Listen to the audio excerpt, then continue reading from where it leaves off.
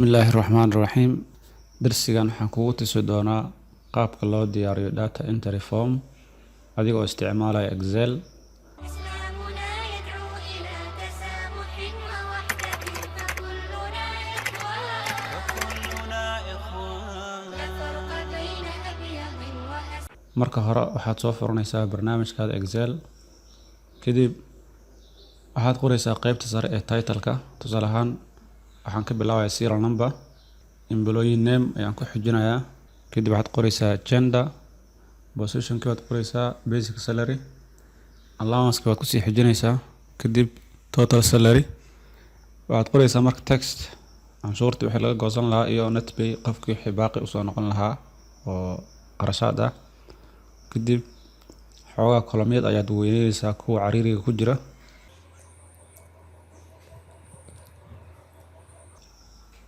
kadib waxaad sameynaysaa highlight ayaad saaraysaa dhammaan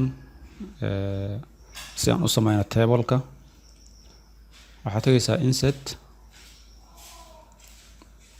kadib waxaad dooranaysaa table, create table. daaqadan yarta kuusoo baxda halkaas ayaad tig saaraysaa my table has heads camal in macnaha table-ka uu leeyahay head uu leeyahay. kadib marka halkan calculate ayaan sameynaynaa oo macnaheeda ah in lacagihii qofkii basic salary iyo allowance-kii aan isku darno. total salary si aan u sameyno waxaad qoraysaa equal, kadib basic salary aad dhagsiinaysaa, plus ayaad dhehaysaa allowance ayaad ku daraysaa, kadib enter aad dhehaysaa. si aan text u sameyno macnaha canshuurta wixii lacagtaan ka go'i lahaa equal ka bilaabaysaa total salary minus 5% ugu dhafanay macnaha 5% in laga goosanayo.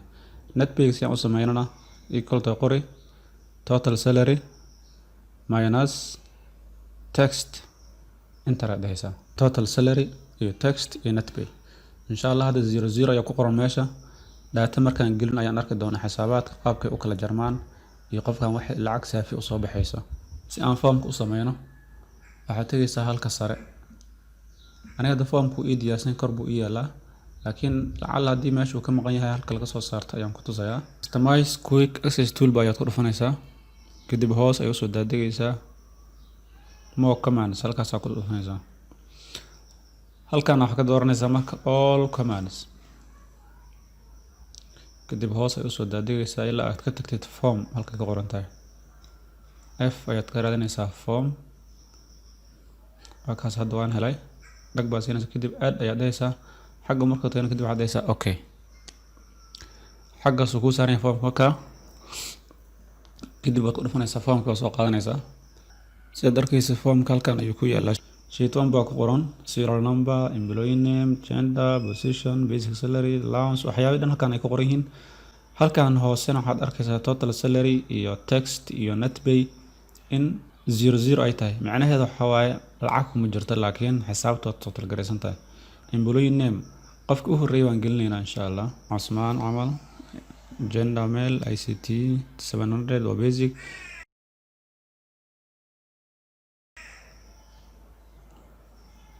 halkaas waxaad ka aragtaa qoraalka xaggan kusoo sameyn halkaas soo galaya. lacala haddii had m tas gender m waxa waaye small, haddii aan weynay rabna waa iska tagaysa tartiib aad bedelaysaa. marka edit noo ku samaysan kartaa formkaaga. qofka labaad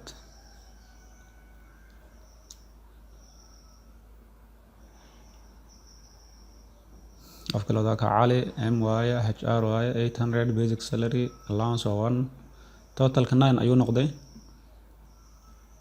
9 marka canshuurta waxaa ka goysa 45 ayaa ka goysa. net pay waa u helay waxaa waaye marka 855 sidii kii horeba 855 u helay. sababta total salary waa same waa 900 iyo 900.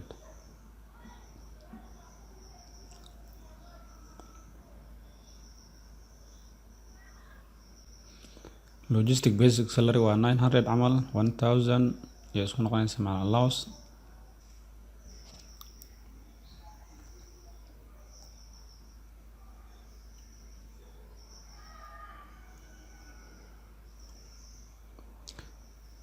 qaabkaas ayaad ku badsan kartaa intaad u baahan tahay oo macnaha magaciisa haddii aad u baahan tahay soo codsatid daatadii hore halkaas preview ma dhaysaa. haddii aad hoos u wadaysid next ma dhaysaa find next. sidoo kale scroll kan waad wadi kartaa kor iyo hoos. hadda waxaad arkaysaa one. haddii aad u baahato inaad wax delete garaysid kii aad delete garan lahayd data baad dooranaysaa kadibna delete ayaa ku dhufanaysaa yes baad dhaysaa. hadda waad arkaysaa number 2 halkaas ayuu ka baxay isaga macal datadiisii.